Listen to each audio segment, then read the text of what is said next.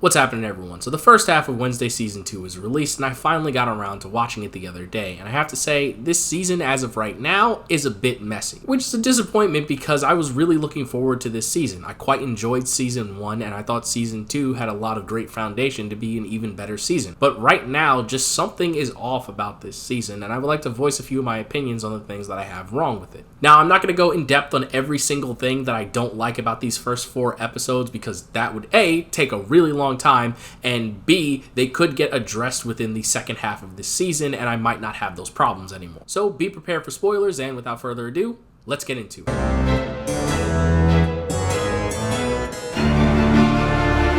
Kicking things off with our titular main character, Wednesday Addams, I have a bit of a mixed bag of emotions for her character, because it feels like with every good thing that I like about her character, there's a negative that comes along with it. Starting things off with the main plot line of this season, Wednesday is trying to save Enid after having a vision, finding out that she is going to die at some point during this season. Now that in and of itself is an interesting story that I would like to see explored. But the problem is this is only part of what Wednesday is doing in these first 4 episodes. The other part of it being trying to regain access to her vision. Because at the start of the season, Wednesday fully masters her visions that she unlocked in season 1, and she immediately loses them at the end of the first episode. So Wednesday spends a lot of time trying to figure out how to get her visions back so she can just figure out who the killer is so that she can save Enid's life instantaneously. And this has definitely put a damper on the mystery and investigation aspect that was such a big part of the first season because, we're not actually spending all of that time focusing on the mystery. And while we're on the topics of the visions and mysteries, I think giving Wednesday the ability to fully have control of her visions is a big mistake. Because what are you going to do with a character that can literally find the answer to the mystery that you're trying to tell in a second? Like, what's that going to look like as a story? Ah, yes, the killer is Johnson. Great, story's over. And I know the writers agree with me on this because immediately after going, yes, Wednesday has these super powerful visions that she's able to figure out who serial killers are from cold cases that ended years ago, they go, oh yeah, she lost the ability to use them now and she has to try and get them back. So why even bother giving them to her in the first place? Wednesday's abilities already have weird rules, like the fact that she can only see bad things happening because she has a overall negative and dreary personality. So why not just give some kind of supplementary rule that adds on to her being able to control them, like they only work in specific situations or atmospheres or whatever the case may be, so that she doesn't have perfect control and just use it willy-nilly. My last issue with Wednesday this season is that she's kind of reverted back to the way she was in the first season of the show. You see, in that season she was very reserved and wanted to do and handle everything by herself, but throughout the course of the season, she learned the value of friends and allies, and they even helped her save the day. The whole crux of the final battle only happens because Wednesday has friends that are helping her to win the day. The Nightshades evacuate Nevermore so none of the students get hurt when Crackstone attacks. Wednesday gets healed by Goody Addams so she can get back into the fight, and Enid hits Tyler with the Kyle Crane special. And then the only reason Wednesday is even able to kill Joseph Crackstone is because Bianca stabbed him in the back, distracting him long enough for Wednesday to pierce his heart. So she very much learned the value of having a team and having people have her back and help her in emergency situations. But in this season, despite the fact that the plot is Enid is going to die, Wednesday has told virtually no one about it. Bianca, Ajax, and the rest of the Nightshades, they are unaware that Enid is going to die. She hasn't told Enid because she thinks that Enid's going to panic and it's not going to help with the investigation. And the only member of the Addams family that she's 100% confided in over the fact that Enid's going to die is Morticia, and that was purely because she wanted to get Goody Addams' book back from her so she could use it to figure out how to regain her visions. Now yes, Wednesday does receive assistance from characters like Agnes, Fester, and her grandmother, but those are all very isolated situations. Agnes was never a plan for Wednesday to use for help. Agnes spied on Wednesday and learned that Enid was going to die and basically forced herself into Wednesday's investigation. And then in regards to her grandmother and Fester, it was a very specific thing that Wednesday couldn't do in both of those instances that resulted in her asking them to help her very briefly. But Wednesday has not confided in anyone to just help her with the entire investigation to save Enid's life. And a quick sidebar, I think it's really dumb that Morticia doesn't want to help Wednesday do this, because Morticia's whole storyline this season, well, at least part of her storyline this season, is that she doesn't want Wednesday using her visions because it could lead to her death. So when Wednesday confides in Morticia being like, hey, could you give me Goody's book back so I can regain my visions because my best friend is going to die? And her response is just, nah, I don't really feel like it. I thought Morticia was going to offer to help Wednesday save Enid because that kills two birds with one stone. If Enid isn't going to die, then that means Wednesday has no reason to use her vision, so that would solve all of Morticia's problems, but instead she just kind of becomes an obstacle for Wednesday, which I don't think would happen. But yeah, my point at the end of the day is I'm not really a big fan of the fact that Wednesday doesn't ask people for help in this season. Like, I know she's a bit of a loner, but I feel like the extreme circumstance of Enid's death would warrant her doing this the same way that Crackstone going to destroy Nevermore warranted her working with everyone else. Now this I feel like is something that many people would say it doesn't bother them, but it really bothers me. I do not like when a story builds up lore and world building aspects and then they immediately throw them in the trash to do something completely different. I like consistency in the story and feeling the building blocks of everything that you've laid before culminating in the new story that we're following. And there are 3 specific things in this season that really irked me in regards to them not holding up with the continuity. The first of which being that Nevermore is on the verge of bankruptcy. You see, Steve Buscemi's character is the new principal at Nevermore, and he has a whole plot line about trying to get fundraising money for Nevermore because it's going to get shut down if they can't meet their goals. Now, that all seems fine and dandy until you remember that in Season 1, Nevermore was described as being unreasonably rich. You know how much Jericho depends on that place? Who do you think pays for our roads, our parks, even your salary? So yeah, Nevermore, crazy rich. How did they go from being able to sustain an entire town to verge of bankruptcy in just a couple of months in between seasons 1 and 2?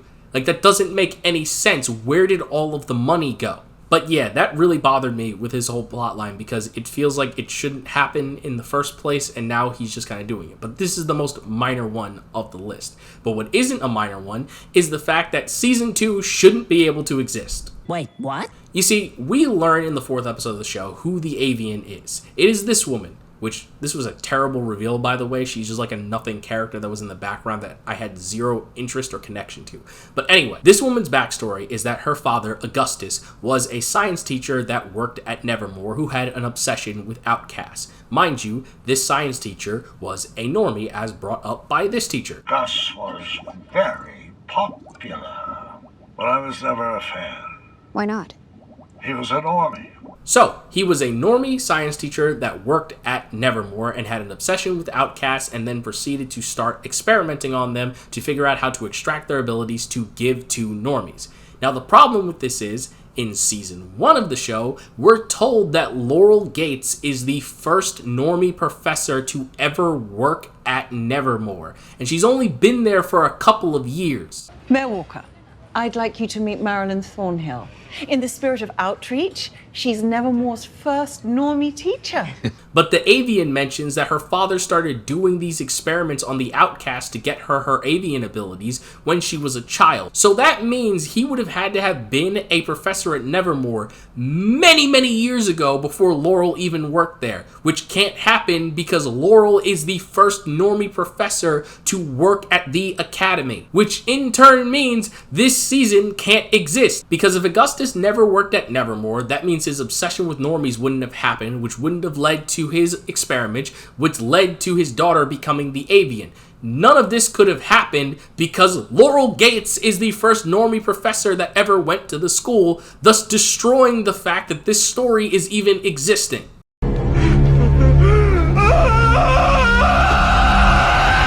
That one small line from the first season completely dismantles the existence of the entire plot of Season 2 of Wednesday, which is utterly baffling to me. But despite this being probably the biggest plot hole that Season 2 has to offer, the one that pisses me off the most is the fact that Tyler didn't escape prison.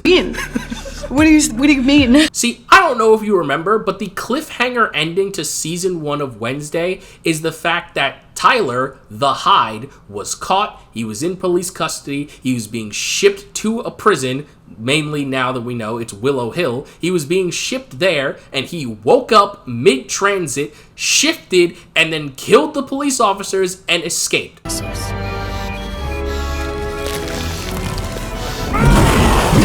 I know know the suspense is killing you. That was a big important cliffhanger, and I was looking forward to seeing it explored with this second season. However, in season 2, they just go, no he didn't, and he's just arrested. He's been locked up since they caught him at the end of season 1. I remember how season 1 ended, and he escaped. What happened? Did you forget? I highly doubt it, because you followed up on the storyline of Wednesday's stalker in this season. So you obviously know about the cliffhangers that you set up at the end of season 1. So it just feels really dumb that you followed up on that and then retconned this one despite making it very clear that Tyler escaped.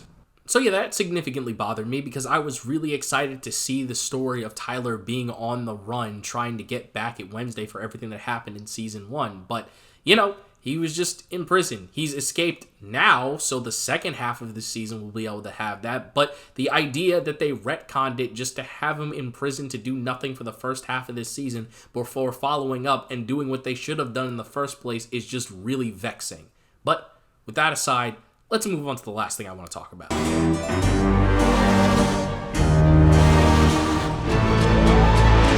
I'm not going to sugarcoat this. Enid is written like garbage in the first half of this season. You shut your dirty mouth! Now listen, I love Enid as much as the next person. I thought she was an amazing character in the first season. Emma Myers did a great job portraying her, and she was written very well and had an interesting story throughout the entire season. But in this season, she just isn't being handled well whatsoever. Her story right now is split between two things. Thing one is that she is sidelined from the main plot. Wednesday doesn't want Enid involved in the main story because, again, she thinks that she might end up dying if she investigates her own death, and that Enid knowing that she's going to die is going to mentally mess her up. So anytime Enid asks Wednesday if she should be a part of the main story, Wednesday just kind of looks at her and goes, no. And then the other half of Enid's story within these first 4 episodes is that she is cheating on her boyfriend Ajax. Why? Yeah, you remember Ajax, the guy that the entire subplot of season 1 was building up to Enid getting in a relationship with him, between them having the cute moment at the taxidermy shop where they talk about if rats and squirrels can get together, between them having their hiccup when he stones himself so they can't go on their first date, then him comforting her after the prank that got pulled at the dance and them officially starting their relationship, and even at the end of the season, he's the one that comforts Enid after she wolfs out for the first time. They're a very wholesome and cute couple that is built up throughout the entirety of season 1. Yeah, no, apparently in between season 1 and 2, she stopped liking him, started ghosting every single phone call and text message he sent through, and started dating this guy named Bruno. Who? Yeah, that sounds totally within character for Enid. And then to go a step further, anytime Ajax tries to talk to Enid about what's going on, because it's not like she's hiding her relationship, she's very publicly dating Bruno. He wants to talk to her, and he's like, yo, what's going on with our relationship? But every time he tries to get in touch with her, Enid just runs and hides away from him. And none of that is okay, nor is it within character for Enid. Enid is a very sweet, kind, and bubbly individual that voices her opinion. We've seen her multiple times in the first season of the show tell people how she feels. Hell, mainly with Wednesday. She argues with Wednesday a lot, like when she tells Wednesday that she was wrong for yelling at Thing and needs to go apologize. Him as a person. Well, technically, he's only a hand. Wednesday, he's your family, and he would do anything for you. Go apologize and I'll reconsider helping you. Or in probably her best scene in the season, when she has her full blowout with Wednesday about Wednesday using people and not understanding what being a friend is. Told people, I know she gives off serial killer vibes, but she's really just shy. I never asked you to do that. You didn't have to, because that's what friends do. And the fact that you don't know that says everything. And let's not also forget that she stood up to her mother who had been discriminating against her for not being able to wolf out. Enid is someone that is perfectly fine voicing her opinion, so the idea that in season 2, she is hiding from Ajax because she's like, yeah, having the breakup conversation is kinda awkward, don't want to do it, is absurd. She would never do something so scummy. But honestly, one of the worst things about this is the fact that it's not treated in a serious way. This whole subplot of Enid cheating on Ajax is treated as a comedic teen moment. Like, this isn't a funny thing that's going on. She's doing something really messed up, and the show isn't treating it like that. Every time Ajax tries to talk to her, they're like, uh-oh, Ajax might find out that Enid's there, like when he shows up to talk to her in her room and she's hiding behind the door and has Wednesday cover for her. Or when Ajax goes to talk to her when she goes to get this weird shake thing, and then Billie Piper just whisks her away like, ooh, sorry girl, look like you need to get out of that situation. Like, no, ma'am, she needs to be held accountable for her actions and talk about how she's being a bad person to this dude. Because Ajax hasn't done anything to Enid to warrant these negative emotions. And it just sucks because I know for a fact if you were to take all of these negative aspects that Enid has done to Ajax and reverse their characters, no one would like Ajax anymore. If I told you Ajax's subplot this season is that he started dating a new girl, refused to break up with Enid because he thought it would be awkward, but is simultaneously hiding from her and ghosting every single call and text message he sent,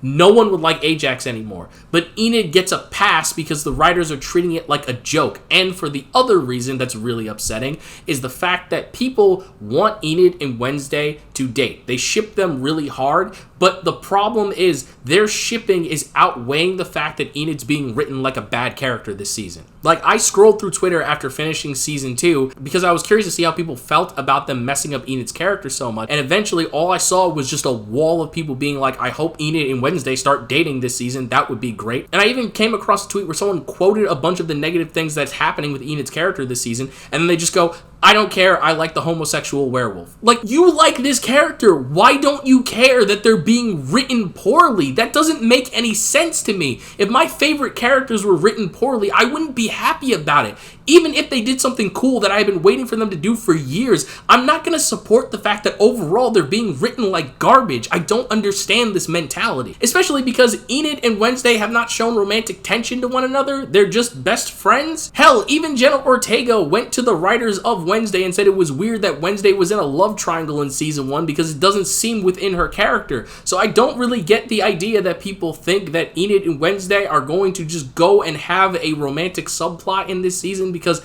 it kind of seems like that none of that's going to happen. But I'm not against the two of them getting together as long as it's written well and it's compelling, but it just seems weird that you would overshadow bad writing just so you could get your ship confirmed. But yeah, those are my issues with Wednesday season 2 so far. I really hope it does get better, given that these are just some of the issues that I have with it, and there are way more that I hope end up getting addressed and repaired within these last 4 episodes, because the final part of Wednesday season 2 does look really cool, and I am excited to see it because it just looks like what I wanted from the entire season from the beginning. But yeah, let me know what you guys think down below, and never forget that I'm the innocent villain. Remember, folks, you're innocent until proven villainous, and I will catch you in the next one.